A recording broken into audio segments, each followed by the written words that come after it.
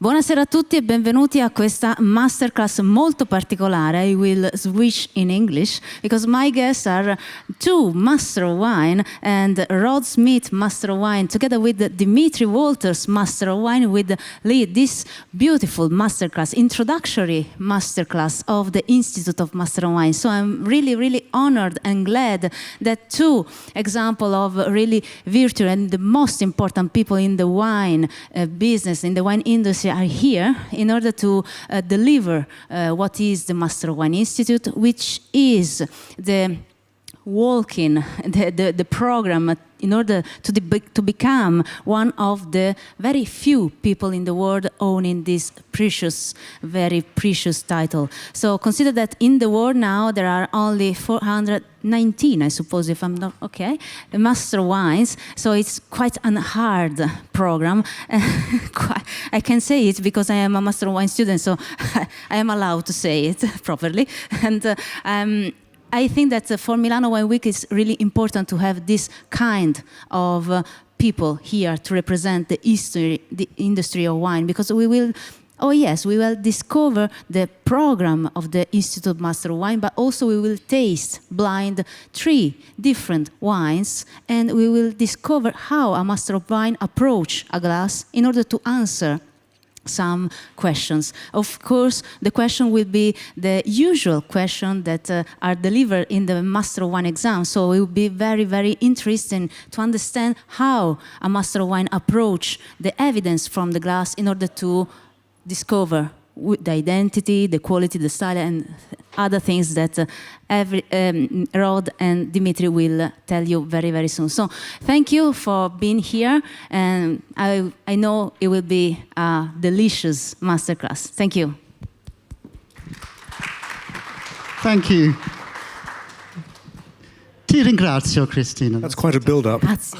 Yeah, what a build-up. Parlo piccolo italiano, ma non bene. Allora, adesso in inglese, if that's all right. So, yeah, thank you for that introduction. That's fantastic. So we're here to let you know a little bit about the Institute of Masters of Wine and the qualification MW as it becomes more globally recognized. We'll get to some recent people who've passed. So we have now our first Italian resident, and I'm sure some of you know Gabriele Gorelli from Montalcino. He's not actually the first Italian. I remember when everyone said, oh, it's the first Italian MW, Pier Paolo Petrazzi, who's lived in the UK all his life. He said, well, I've got an Italian passport, but it's resident. And I think in Cristina we have a new Italian MW to be in the next few years, I'm sure. And there's a winemaker in Sicily I think is very close as well. So it's very important that wine-producing countries are generating new MWs. As we'll come on to, it started out as a very British thing, but it is changing, and that's important. Would you like to add to that? I remember having Italian students about 7 or 8 years ago, before it was popular here. And I can tell you the current breed of Italian wine students are very different. They're very focused and objective and have a different world outlook. So I think we have a really good cadre of Italian students. Gabriele has passed, Andrea Lonardi, Pietro Russo, I think is going to pass pretty soon, and Andrea, and you. And others too, coming up in the pipeline. No pressure, obviously. Okay, so shall we move to this presentation, which I'm sure we can make available to you if you need it. This is often delivered by the executive director of the Institute, and he sends his apologies. He would love to have been here, but he's in London. It's still quite difficult flitting backwards and forwards in aeroplanes, as you know, so we're doing it in his stead. There we go. So, I need to press this to go forward, don't I? So, is it coming up on both screens? No, just one. Okay, just that one. I'm not going to stand here and read it out, but as Cristina said, we're now 419 people in the world, in 30 countries. It's got a pass rate of about 10-12%, so that gives you an indication of how many people have sat the exam over the years. And it started in 53, so it's been running for more than 65 years, which means that the first people to pass are now passing in a different kind of way. So I think there's one left of the people from 53. That's right. Who's in his 90s. Yeah, in his 90s. But this means it's changing and evolving. It's ceasing to be British. It's ceasing to be male-dominated. It's ceasing to be trade and becoming more in terms of production and selling and marketing and everything else like that. I think more than half the students right now are women. Yeah, much more than half, and we're very pleased with that. At the moment, the number of MWs is 2/3 male to 1/3 female, but it's changing with every passing year because you're better tasters and you live longer. So here we go. So the mission statement, maybe we'll read this out. The MW's mission is to promote excellence, interaction and learning across all sectors of the global wine community. MWs prove their understanding of all aspects of wine by passing the exam, recognised globally for its rigour and exacting standards. So one of the questions I usually get asked at this kind of point is, what's the difference between an MW and a Master Sommelier? Which is a hard question to answer, and the MS exam is in many ways harder, but in many ways it's different. It's a verbal exam, and I would say the difference is that the MS qualification is vocational. It exists for sommeliers, for people who are serving wine as their living, whereas the MW qualification is more academic and more in-depth. So an MS would need to know, for example, all the Grosser Gewächers of Germany by name. And an MW needs to know why. Well, not all of them by name, but why they're there and who wants in and who wants out and what caused it, which is not a question that any customer in a restaurant is ever going to ask, but they might ask what this one tastes like. Does that make sense? That's the subtle difference. It's not knowing facts and figures as much as knowing the why and the explanation. I think one is trade-orientated. So if you're a wine producer or a journalist or in the wine trade, you're much more likely to pursue the Master of Wine than you are the Master Sommelier. Master Sommelier has traditionally been for people who've been in wine service, as Rod said. I think in terms of the stamina of the exam, it's quite different too. Yeah. And I think the MW exam, in that respect, requires a lot more mental muscle because you have to do 4 days of exams, blind tasting, theory exams, and then you have a thesis at the end of it, a research project, whereas the MS, I think, is 1 day. Yeah, one pretty tough day. You can actually take a look at the people who've passed both, and you can see the kind of discipline involved. Not very few, I think 5, of whom the most celebrated was the late Gérard Basset, who was very good at explaining the subtle differences, and he was in a position to do that because he had passed both and was the best sommelier in the world as part of his career. He once looked after me and my mother and father, who were very elderly, and he managed to make 1 bottle of champagne go 12 ways perfectly. Kind of says it all, doesn't it? Yeah. Okay, so that's the difference between it. A little bit of the history. It can trace.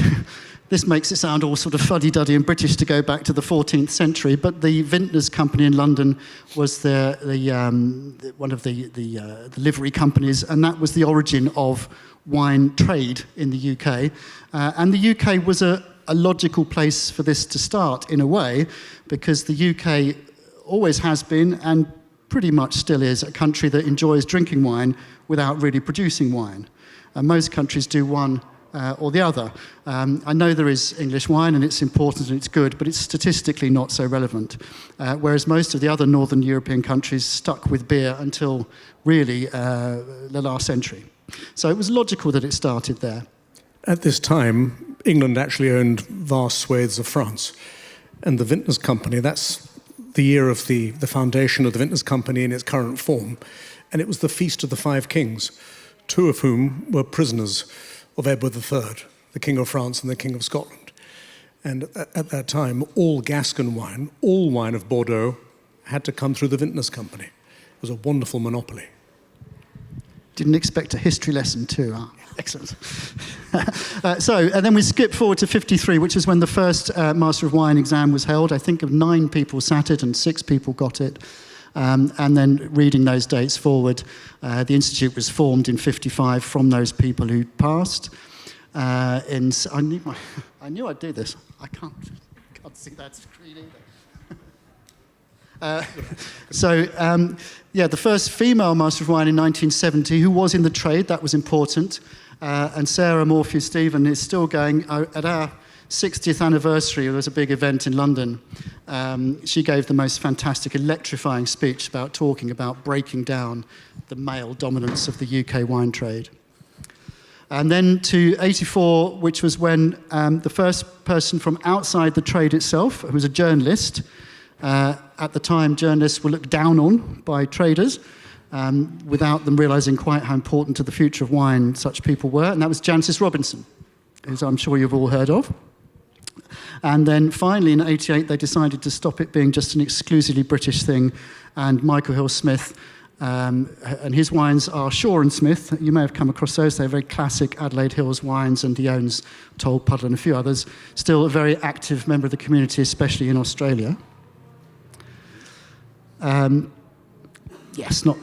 the first Master of Wine in the USA, yes. So Tim Hannay and Joel Butler are still very much active in the Institute as well, and got quite well-known characters. And that launched the reach out into the States, which is obviously a very significant and important market, and a little bit like the UK, imports a lot of wine. It wasn't a country that sold only its own wine, so there was an important role for us there. Then Asia, which is now doing what the USA did then, I think, becoming one of the most important markets. Prior to you-know-what, I was doing a lot of work in China 6 times a year, obviously not currently now, a little bit on Zoom. And someone told me there are now more wine drinkers in China than there are people in America. And that is quite a telling statistic, because most of the people in America don't drink wine. So it is the most important market, and the thirst for knowledge is extraordinary. It's almost outrunning the thirst for wine itself. So we now have lots based in Asia. There's going to be a photograph of our Chinese mainland resident MWs, and I think there's room for many more. Do you want to read this out? No. So I'll just carry on. Go for it. Okay. As of 2010, more than a third were based outside the UK, and that number is growing. And in 2015, we managed to get 24 people passing. As we'll come on to, and Dimitri said, it's a 3-stage exam. There's a practical exam tasting, a theory exam writing, and then a research project after you've done the other 2. So you do get these years when lots of people end up passing simultaneously.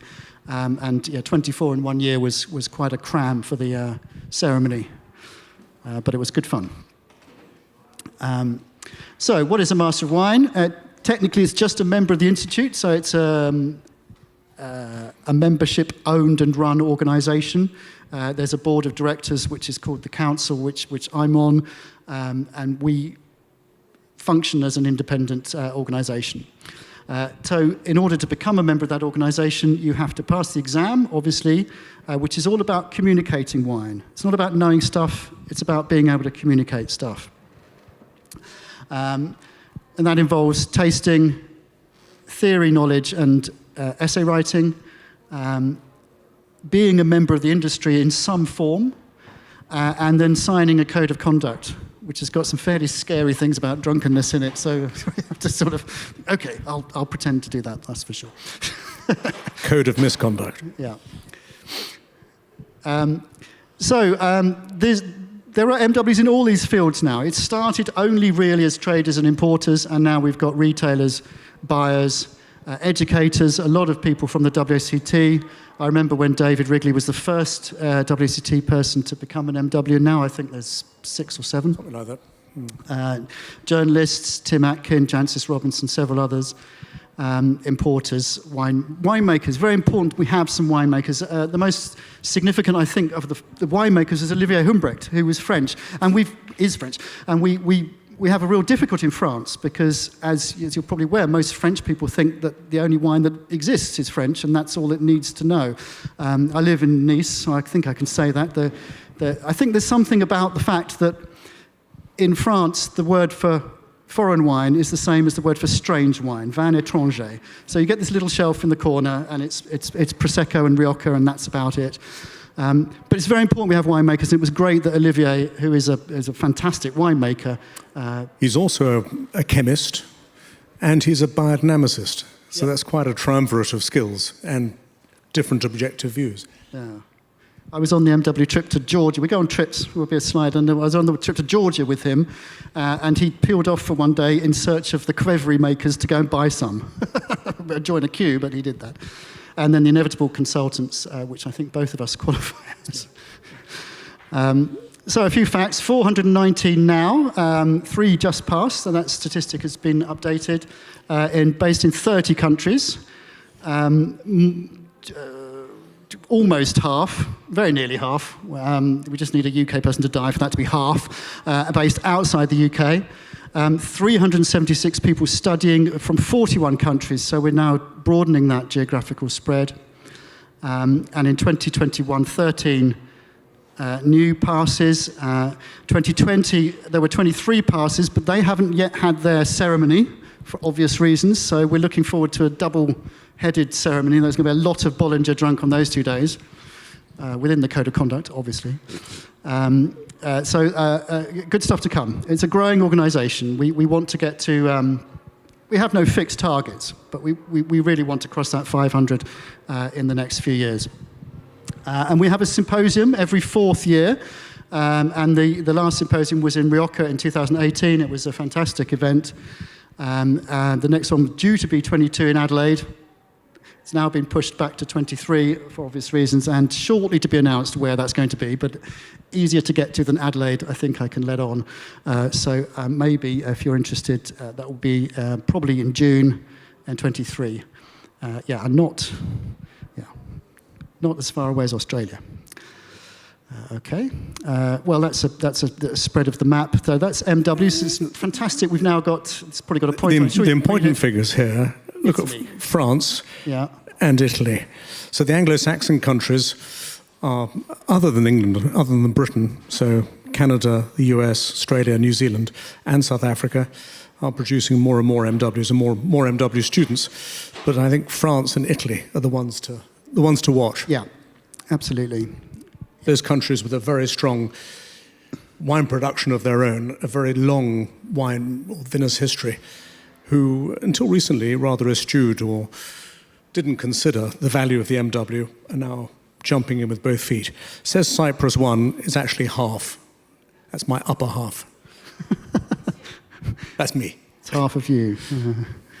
Okay, and this is perhaps better because it's the students by country of residence. So you can see that far more in the States than in the UK. Well, not far more, but more outside the UK, in America there. But also we've got, looking at that, fantastic, 3 in Turkey and how many in Italy? 9 in Italy, I think, yeah. So a much bigger spread. And a few countries there that didn't appear on the previous slide.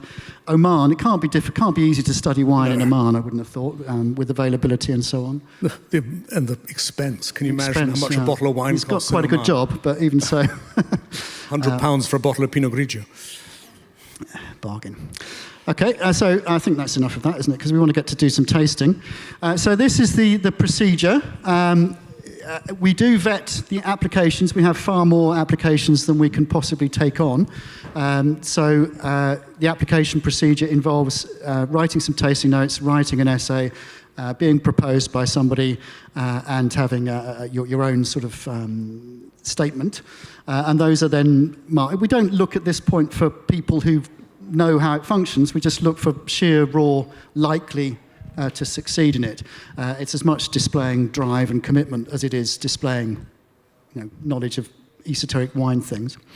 That then gets you on to stage 1, which involves a residential seminar.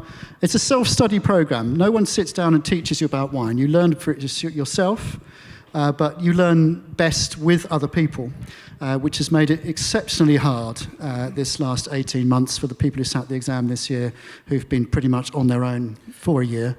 I think that's an important point, because your fellow students will be captains of what they do.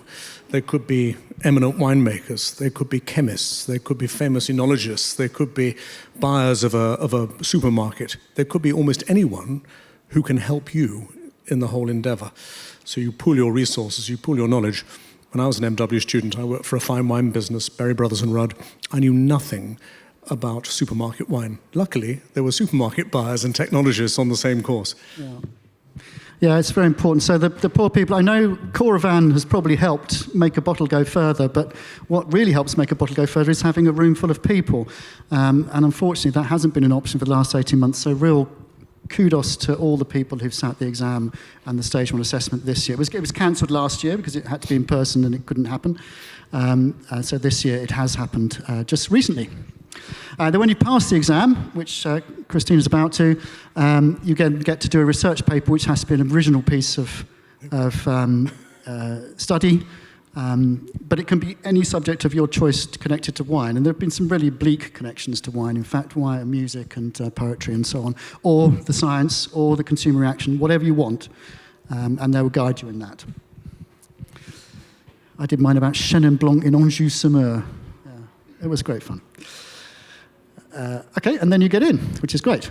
Entry to the program, you need to have a wine qualification. We need some. It's not WSET level 5. That's not what it is. You don't need the WSET diploma, but you need something similar. And there are similar level qualifications in enology and the commerce of wine. An MBA would do. Lots of things are more than enough. But you need to show some level of commitment to wine learning, and the diploma is the easiest of those. And it's a good background level of knowledge to have. You need to have been involved in the wine industry for 3 years. It's not a qualification for sort of enthusiastic hobbyists as a second. 3 years doesn't sound much at all, but when you consider that many people in the wine industry have already had a career doing something else, it kind of makes sense. I started off as a headhunter. I used to recruit people until I realized I hated it. And then I went into the wine business 20-something years ago. So I think only 3 years. It's quite rare to find someone who's only had 3 years' experience. Yeah, definitely. Okay, I think we've done that, haven't we? Okay, well, obviously you missed it for this year. Sorry, this one slide hasn't been updated. So we can add a year onto that. And we will get back to normal. In fact, the application procedure this year was delayed slightly for obvious reasons. So everything... Touch wood, everything goes back to normal next year. The exam will be in June, and the application procedure will be running as it normally does, so opens in May and closes in June 22. And I hope some of you will, if you've got the diploma and you're feeling enthused, may think about it. You then go to do a residential seminar, and you can choose. I guess some of the guys coming to the next one won't have quite so much of a choice. But we have one in Austria, one in Australasia, and 2 in North America, in fact. TAMS stands for Theory... I can't remember. Theory Assisted Marking Scheme. And your essays are judged. Practical Assisted Marking Scheme. So it is a self-learning thing. You don't get taught, but you do get... feedback on what you do. So this is when you send in essays or you send in tasting notes and someone marks them and tells you how to shape them to the MW way. We do course days, which have been online this last year. It has worked, I think, as well as it could, but as I'm sure all of you know, or some of you know, the rebottling in little bottles is not foolproof, and you're dependent on postal and courier services, and you can't do sparkling and all of that kind of thing. So it hasn't been perfect, but we've done the best we could. You get a MW mentor who will help, someone who knows what's involved and will help advise you on that. And you have a say in your mentor. If you know someone, I was friends with Christina before she became an MW student, so she said, could I be your mentee? I said, yes. But you're usually assigned a mentor, and then you see how it works. And if it doesn't work, you ask, could I perhaps have someone else? Yep. There are organised trips and visits which have been online this year, but we'll hopefully go back to being in person in the new year. And then you sit an assessment, which this year was done online in August, in fact, but it's normally in person in June. the same week as the actual exam, and it takes the form of a 12-wine tasting, any mixture of wine, and an afternoon of writing essays. You're not expected to be at the MW level there, but you are expected to show the potential. You can repeat that once, or you may be asked to repeat it, and then once you've passed that, you progress to stage 2, which is the... Oh, sorry, here's an example of the practical question you might get. So they certainly wouldn't have got it this year because they were sparkling wines and it was done with little rebottling. Little tiny bottles sent from London. So you always get something given. It's not 12... The exam takes the form of 36 wines and the stage 1 assessment takes the form of 12 wines, but it's not simply, what are these wines? There are always something given. So it says they're from different countries, which doesn't sound like that much of a clue, but actually if you know what one of them is, you can begin to place the other more accurately. So in the case of this pairing, well, it's a Prosecco, so I'm sure you don't spot that, you probably spot the producer, but a Prosecco paired against a Champagne means you only really need to know for sure what one of those is to be able to place the other as not Franciacorta or whatever. And then there will be questions to answer. And the questions are not always the same. And in fact, every year they will slightly change the questions to make people think so that you can't have pre-prepared, this is my answer for Chablis, and I'm going to trot that out. It will be a question about something. The interesting thing here is the origin is not that important. So at diploma level, the origin is very important. But the whole point of this is to make you think in terms of how was the wine made? What were the climatic influences?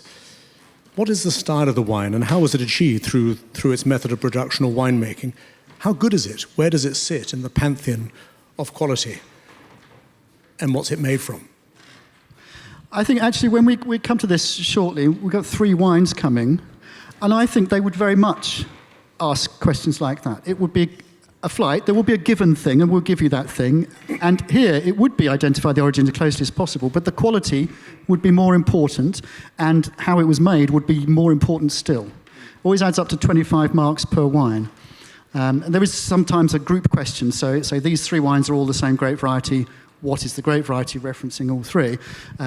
So they'd carve it up differently, but I think with the 3 wines that are coming, very much that would be the theme. And the weighting, probably. So these are some example theory questions. These could be the same for the actual exam as well. They're all available. It's public. Unlike the MS exam, which is very secretive, you can go onto the MW website and you can look at all of the current papers. And I think the general public can look at the past papers as well. Certainly the students can. And they're published as a press release. And Jancis Robinson actually republishes them in the Financial Times. So it's all widely available. There's nothing secret about it. But that's on your side as well. Knowing the previous year's questions and the previous 5, 10 years helps you prepare, because it gives you sight of the kind of questions that will be asked against the various learning outcomes of the program itself. Oh, I hope that's not us telling us to shut up. Should we stop now? Probably is. So I'm not going to read those out but you can see there that we've got some technical stuff, some boring stuff, but lots of the wine industry is based around quality control and shipping and chemistry and taxes and duties and currency exchanges and all that kind of stuff. It's just as important as the romantic stuff of grapes in the vineyard, which is the thing perhaps we're all interested in. But you talk to a quality control person, they're fantastically interested in their bottling line. In fact, you visit any winery, they'll show you off their bottling line because it's cost so much money. So it covers everything, every aspect of it. There we go. And then you pass on to stage 2, another seminar in a different place, and you get to choose, subject to transport restrictions, obviously. You get yet more of these theory marking schemes. Then this RAMS is your research paper marking scheme, so you can begin to prepare your research paper, get approval for your chosen subject in advance of knowing that you're going to pass, or having that self-confidence anyway. Your mentor carries on. You may get a different mentor. You can change, more trips and visits. It can take some time to get this. Very few people pass the first time. Very few. But some people do, and it's possible, but it's not a race. I don't think people ask you, how long did it take you? I hope not. I didn't pass first time. Did you pass first time? Yes, I did. Not. So 1 year minimum, and then 6 years. There is a maximum. It's not It's because we want to get this pass rate up. We don't want people who aren't going to pass to keep on taking it. It's unfair to take their money. If after 6 attempts you haven't got it, it's probably likely that your chances improve once you've passed something as well. Once you pass the theory or pass the practical, you have more time in your life and you feel calmer and better about yourself. So the chances, once you've passed something, your chances of passing the rest of it are greatly enhanced. Yeah. More people pass the theory than the practical. That's the hardest part in terms of the pass rate. So it then takes the form of the exam. The practical is 3 papers, traditionally 12 whites, 12 reds, and 12 anything else. But that's just a convention. They have put sparkling wine in paper 1. They have put sweet wine. Obviously, if they're going to examine Riesling then, or Muscat, then they do have to put a sweet wine. You might get 6 roses. You might get 7 or 8 Rieslings. Yeah. So in paper 3 can be sparkling, sweet, fortified, anything, or just more red and white, or it could be anything. 1 year, paper 3 was 9 vintages of Cos d'Estournel, which is not going to happen again on a financial basis, I'm guessing, but it could do, I suppose. And then theory is 5 written papers, which you take in the afternoons. There we go, yeah, so... The 5 written papers are viticulture, so from the vineyard to harvest, although it can run over and be overlapped, but it's made clear, and then from harvest to maturation, and then the quality control aspect of bottling and shipping and so on. Then the business of wine, so not just marketing, but actually the hard end of selling and also promotion and that kind of thing. And then finally a 5th paper, which makes you think. So it's not necessarily questions to which there's an answer. It's questions where they want to understand your thought process. So sometimes some very weird questions just to make you think. They could be about wine and health. Yeah, it's often about wine and health, but it could, contemporary. Could be anything. Issues. So I would have thought this year was there something about smoke taint? You'd like to? Not everyone had revised it. Okay, yeah, there we go. So it will always be based, and they set the exam in sort of Christmas, so yeah. In years gone by, one question this year was, is there objectively, one better wine than another? Discuss. Yes, that's very typical. I didn't choose that. Yeah. Yeah, some of the superficially simple ones are very, it's a trip up. But often they'll say, you could argue this both ways. It wasn't which way you argued it, it was how you argued it that they were trying to assess. I should say at this point, the tasting exam has to be written in English, but they do not mark your English. The theory exam you can write in your own language, and they get it translated. So we do not want this to be regarded as an Anglophone qualification only. I do, however, have a very good friend of mine, Marina Guyan from Argentina. She started off the course at the same time as I did and said, do you know what, I'm going to take a pause for a couple of years and get my English better because all the books I want to read are in... And German friends, whose English wasn't as good as mine, who wrote less. They were much more conserving of their language, and they managed to finish more quickly, finish the exam, which put them in better stead to pass. Exactly. Yep. Well, there we go. So it's not an English exam. And then once you've passed those parts, this is part of the exam. So it's not some kind of add-on, and it's not automatic either. But most people do end up getting this, but it can take another year, 2 years, 3 years.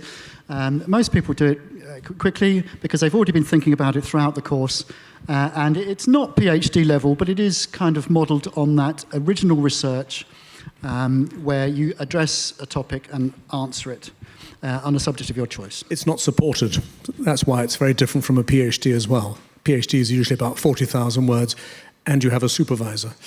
This is unsupervised, but you have a mentor, don't you? You do have an advisor, yeah. An advisor who will look at your work and advise you.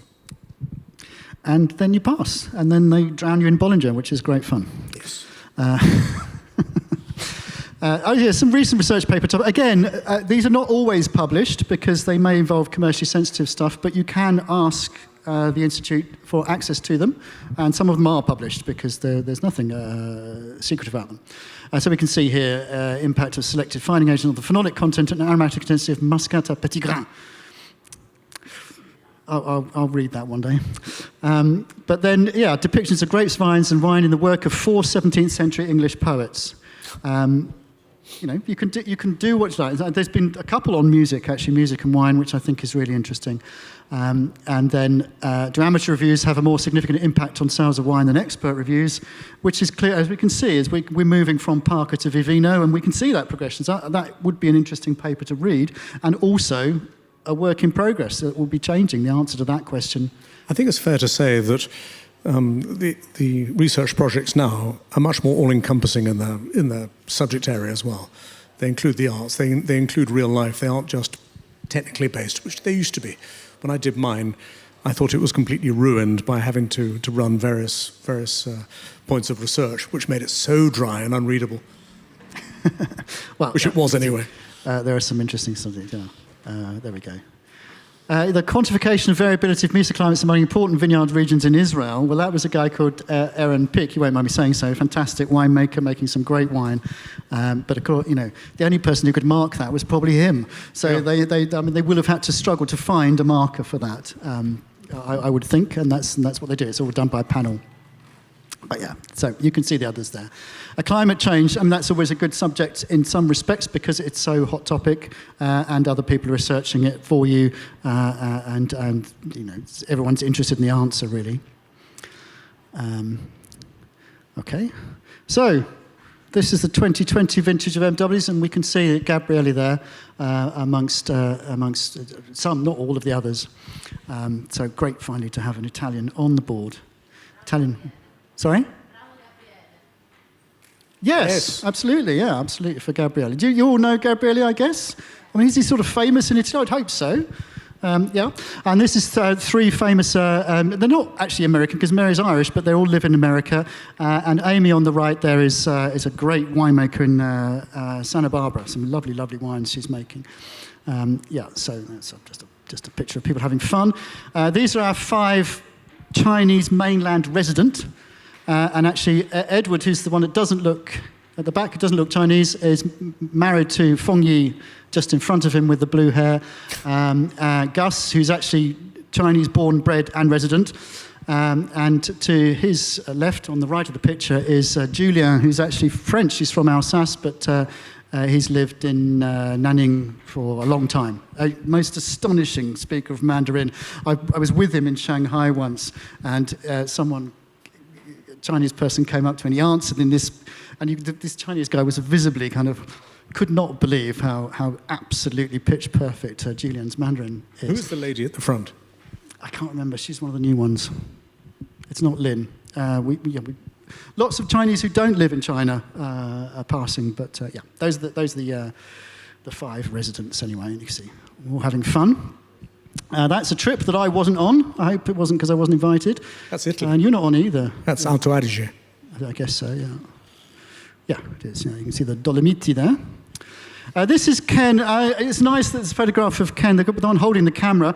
He's Japanese, and really his English was incredibly poor at the time he took the exam.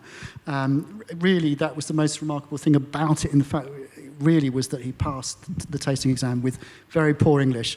But it's about how good you are as a taster, not how good you are at English. Everything else he did was translated.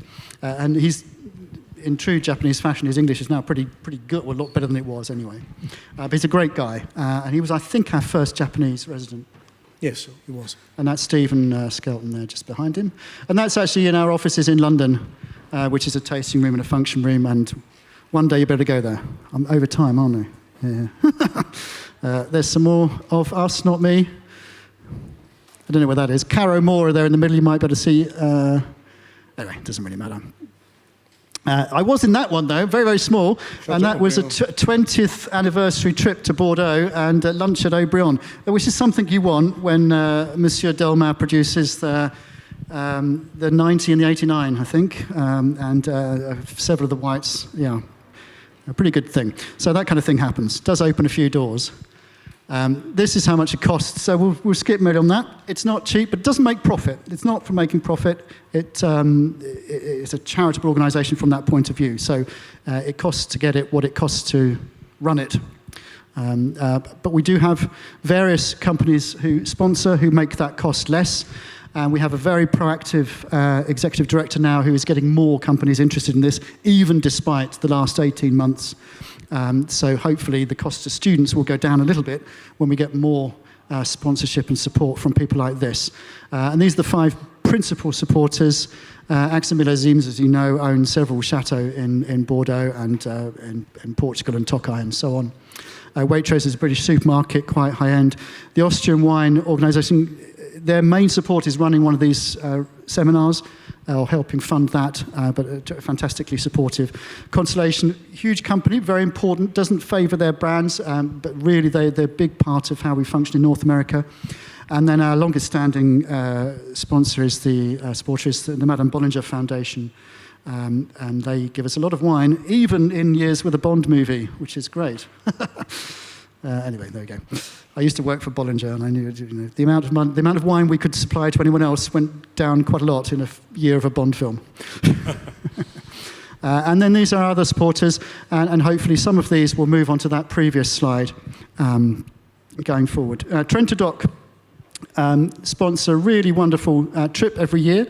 And this year it couldn't happen, so they've sent out some zero dosage tasting for us, which is really, really fantastic. So yeah, so we'll leave those there. And that's contact details. We're on everything. Yeah, there you go. So, time to taste, I think. So you have 3 wines. I think we go back to that slide, shall we, as an indication of what might happen. We'll use that one slide for all 3 wines, just to give an indication of some semblance of reality. You just passed it. So what I think that they would say in this question is wines 1, 2, and 3 are from the same country. And there would be, they might just leave that question exactly as it is, because identify the origin as closely as possible means you've got to pick 3 places in the same country. They might have a group question saying, what is the country, and justify it. It doesn't really matter. Those are the fundamental questions they ask. They only really ever ask about method of production, grape variety, origin, quality, maturity. Those are the key subject areas. And if something isn't mentioned, the grape variety is not asked for specifically here, but in quite a lot of the world's places, the grape variety is implicit in its origin, which I think you'll find is the case with at least some of these wines. Or it could be predominant grape variety, the main grape variety, because it might be a blend. Yeah. So let's, how long have we got actually? How dramatically over time are we, Christina? Fine. That's okay. So take 5 minutes to taste these 3 wines and think, how would you address this? So the most marks are for how it was made, then for the quality, and then finally for basically what it is, the origin. And as a clue, method of production starts out in the vineyard, starts at the pre-fermentation manipulation.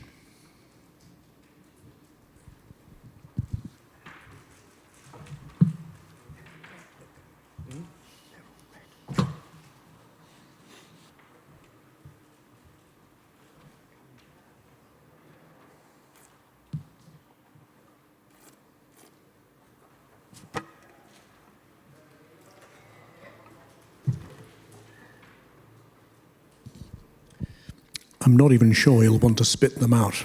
Spit them in.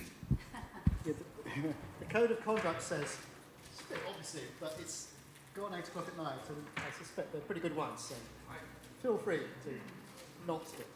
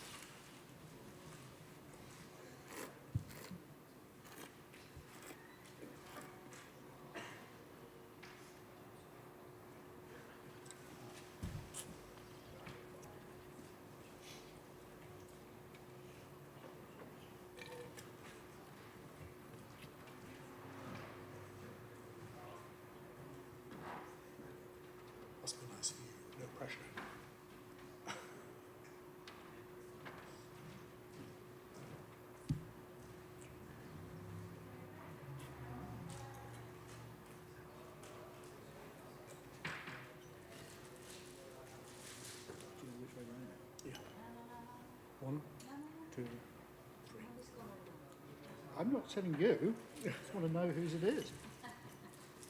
That's number 3. Yeah. So they start left or right. That's good. Gentleman over there. That's good.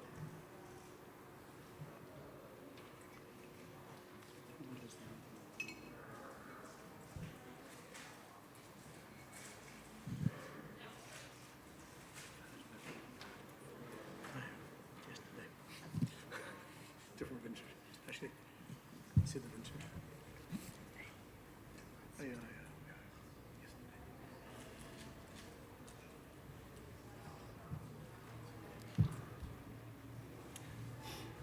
Timok. Tasting those. Getting all the wine through. Just never believed it.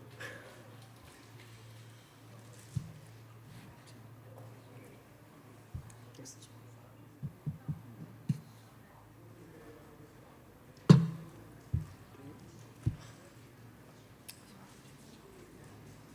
15 more minutes. We start. Right, so when you're tasting in the MW fashion, your first thought process shouldn't be, what are they? Your first thought process should be, what's the structure of the wine? How much alcohol? How much acid? Is there any sugar? Has there been oak? Has it come from a hot place? Has it come from a cool place? Does it have a European influence? That kind of thing. And those then inform your conclusion about what it is. And then when it comes to quality, you need to start thinking, is it balanced? And one of these wines, fairly obvious what it is, I think. And it's got a lot of alcohol. And when you have a wine with a lot of alcohol, you need to know, is that balanced with the level of fruit? Is it balanced with the acidity? Is it displaying the right level, which it is, I think. So those are the things you need to, about every wine. Sometimes you get wines, and hopefully with at least one of these, that was there for you, that then opens the country. Sometimes you do know what they are, but that's good and bad. It's good because, of course, you know what it is, but it's bad because you start thinking, well, it's that, it must be good. If it's that, it must be made like this. And that's not always the case. Sometimes you can get, I remember we put in a very cheap Veneto Merlot once, which had actually been Ripasso, and it was a really, really good wine. But because people got it as Veneto Merlot, they thought, well, it must be cheap, because Veneto Merlot is cheap. And it wasn't cheap, and it wasn't like that. So you need to be analytical and not allow yourself to get trapped in your own thought process. But at the same time, when you do know what it is, you need to have the courage to say, I know what it is and why. I would say objectivity is vital as well. I judge with him once a year, and I think we're good at being objective because having been 20 years selling wine, if I only sold the wine I liked, that I thought was good because I liked it, I wouldn't have sold much wine, because what I like is a relatively narrow band of wine. So wine can be very high in quality, but you may not personally like it. Torrentes. Yeah. So these are from the same country. Not a difficult guess, I don't think. European country or a New World country? Warm country or a cool country? Can't really say, in a way, but warmer. So warmer than France, anyway. So it is, of course, the country we're in, fairly obviously. Some of you probably guessed that as they were being poured out. But again, you need to be objective. So we have 3 Italian wines. Then it's a question of answering the method of production thing, I think, in your head, but making sure it's consistent with what you think it is. So we've got some very distinctive methods of production going on here, especially with the third wine, where if you don't describe it right, you're not going to get the marks because it's made in a particular way. And so you then have to attribute those qualities in the wine to something that's going on in the vineyard and then in the winery, but with something from the glass at all points. You don't suddenly say, well, I think it's this, therefore it's made like that. It was made like this, and therefore it's that, is the right process to go through. So in some ways, the fact they're in the right order, I think, which is not always the case, is it, Christina? Sometimes they'll put the alcoholic one first. They are in the right order to taste. And the first one is the lightest of them in alcohol, in everything, probably even in colour if you had a full glass.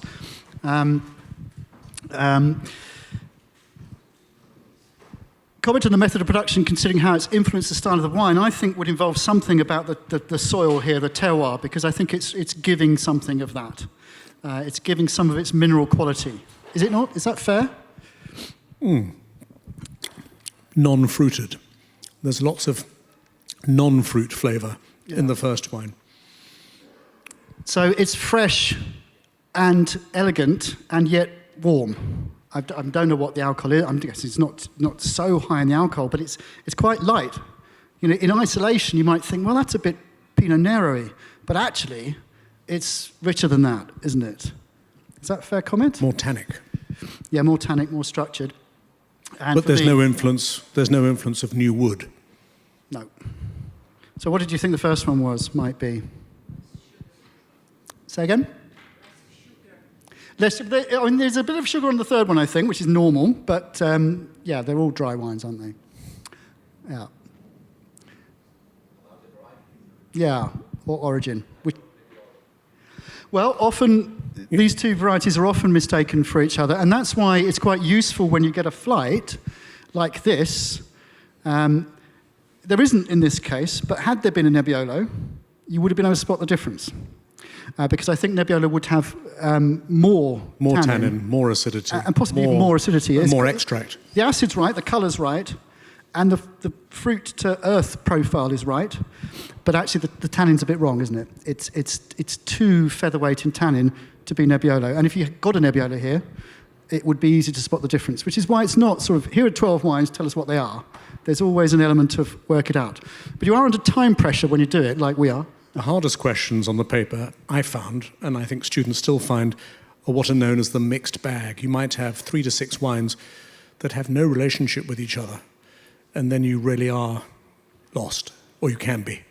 So you have to take each wine on its own merits.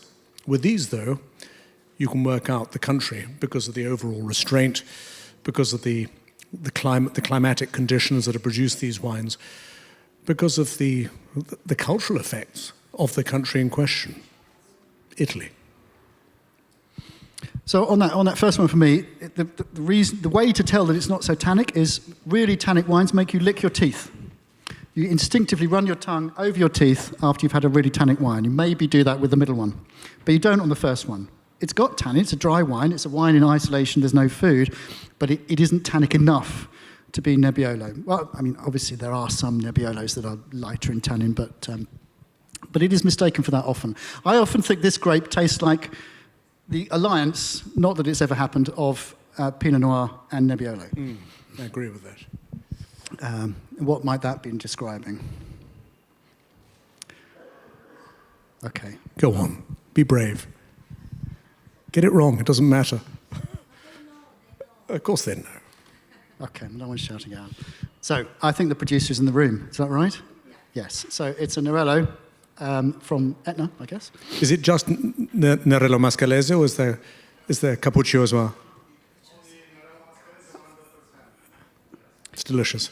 It is delicious, isn't it? And it you know, if you grew Pinot Noir somewhere this hot, you wouldn't get elegance and delicacy like this. You know, you can get.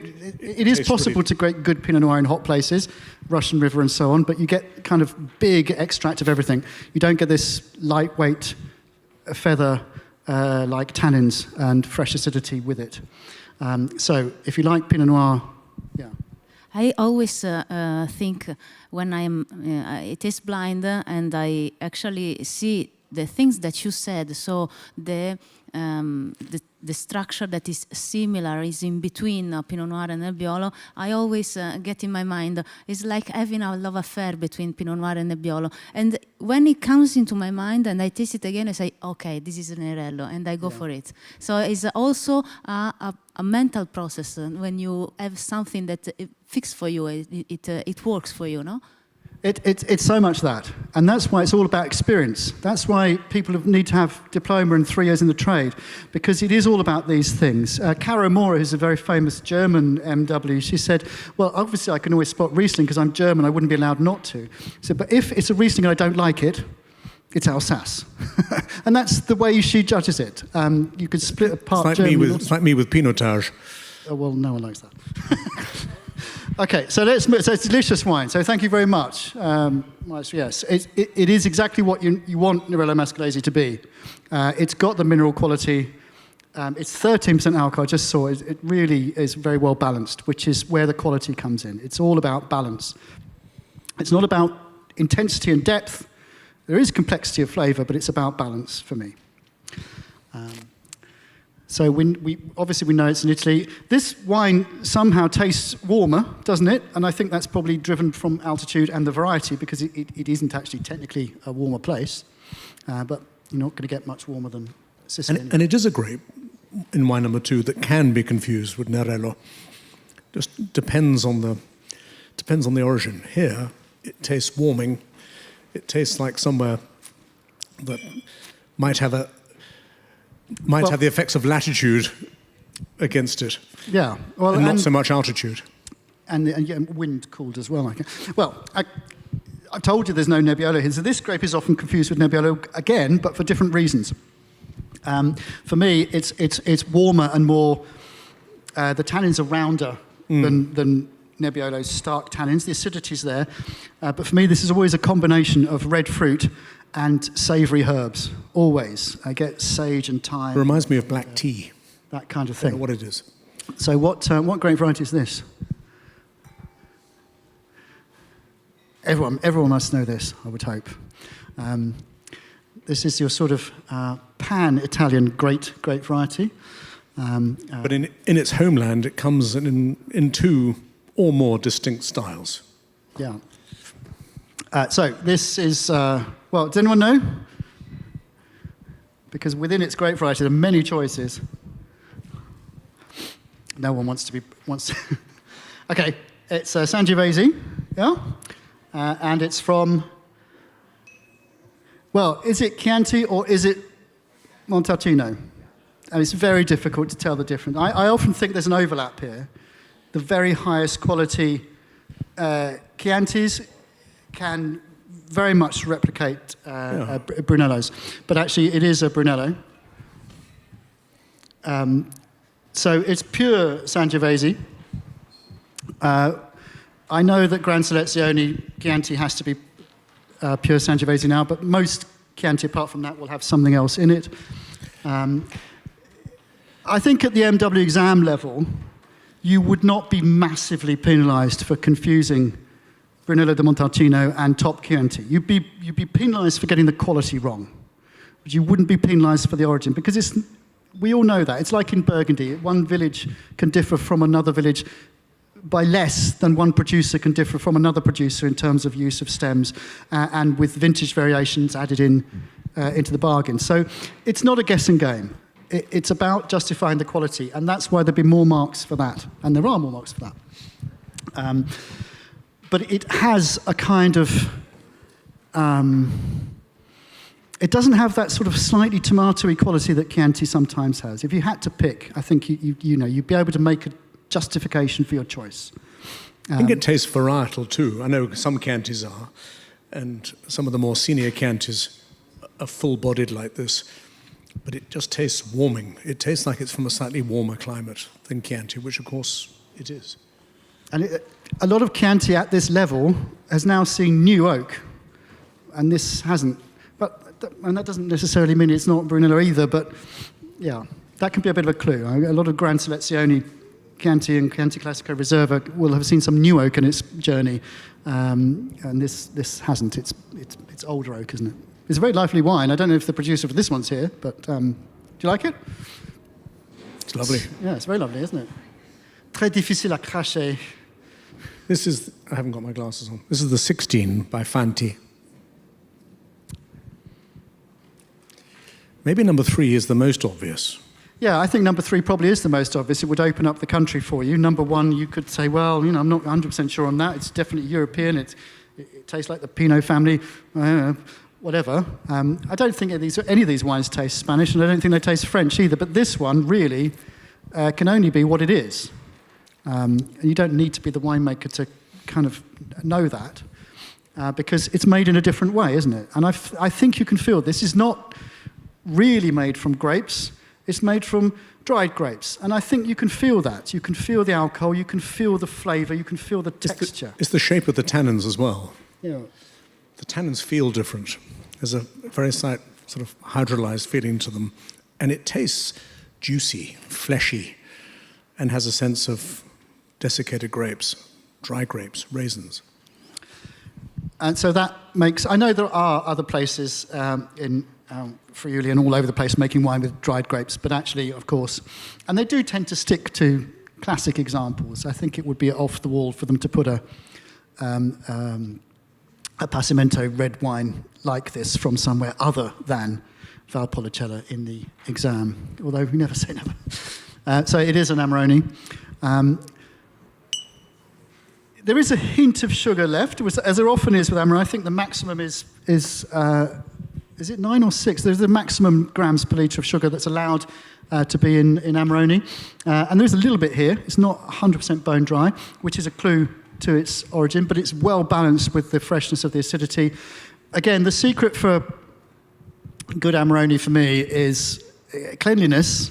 You get cheap Amarone. I mean, never buy cheap Amarone. This really shouldn't be a thing, because there will always be a little bit of rot, and there'll always be some Corvinone, which is that green, slightly underripe clone. And if you mix it together, you tend to get problems.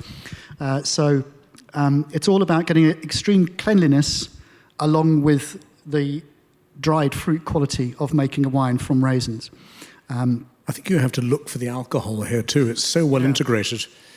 This is close to 16% alcohol. Is it 16 or is it just under? 16.5? Yeah. There you go, it's more.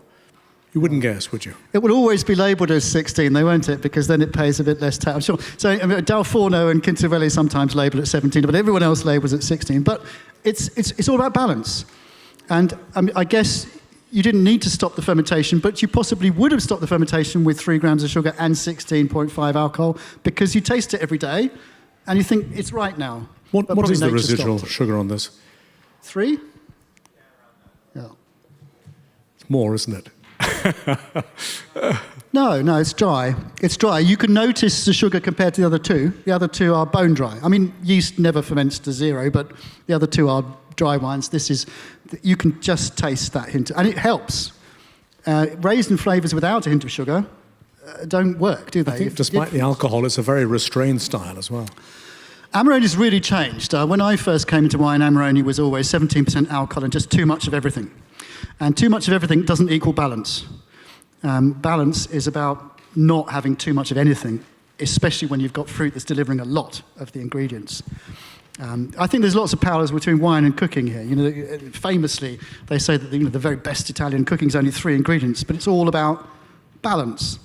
More of everything doesn't make better wine. I think the Australians and the Californians discovered that the hard way. Just more new French oak, more extraction, more time on the vine, more everything.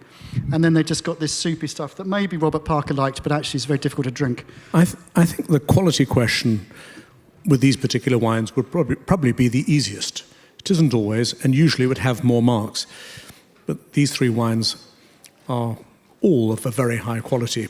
And you have to talk about classic regions in the context of the region. You just can't say a premium quality wine. You often have to talk about how much they cost. You often have to talk about the actual DOC or DOCG, or you have to talk about the cru. So in this case, I think you can easily recognize the quality of these 3 wines. What would normally happen, I think you would have something that was a lesser quality to the other 2. Yes. I think we've taken enough of your time. It's time for dinner. Well, I hope that was mildly interesting, and at least it finished with 3 very, very good wines. So no spitting required from now on, that's for sure. So vi ringrazio molto, and enjoy the rest of the week in wonderful Milano. Grazie Rod, grazie Dimitri, thank you all. pleasure. It has been a really, really interesting masterclass. So Milano Wine Week is proud to have you today. I am honored to have you today, and this masterclass really get into the program of the Institute, and I hope that many people here and many people connected in Digital Wine Week will have the opportunity to join the Institute the next year. And thank you again for your time and for your beautiful explanation of the program. Thank you. Thank you. Cheers.